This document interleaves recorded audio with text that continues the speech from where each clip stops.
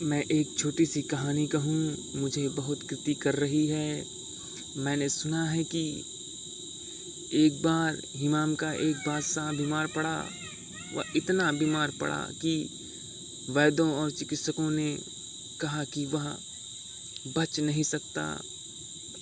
उसके बचने की कोई उम्मीद न रही।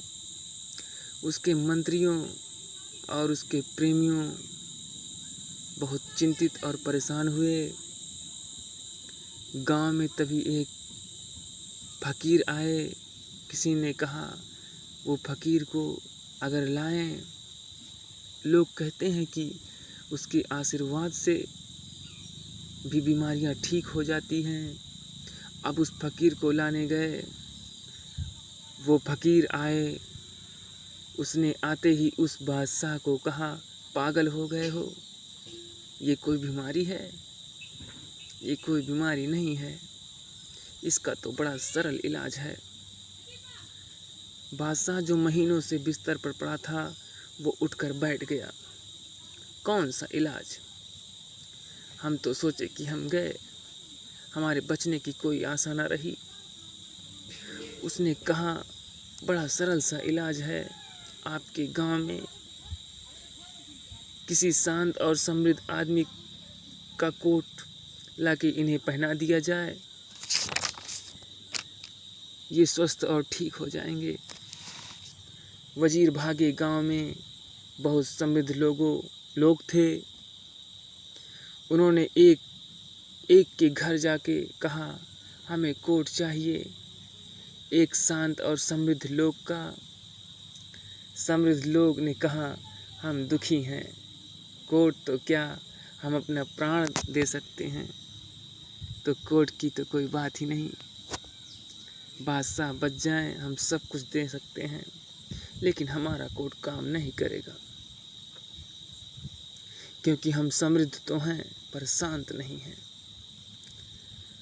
वो गांव में हर आदमी के पास गए। वे दिन भर खोजे। सांझ को वो निराश हो गए और उन्होंने पाया कि बादशाह का बचना बड़ा मुश्किल है। ये दवा बड़ी महंगी है। सुबह उन्होंने सोचा था कि यह दवा बहुत आसान है। सांझ उन्हें पता चला कि दवा बहुत महंगी है, उसका मिलना बहुत मुश्किल है। वो सब बड़े लोगों के यहाँ हो आए थे। सांझ को वो बड़े थके मांदे उदास थे। सूरज डूब रहा था।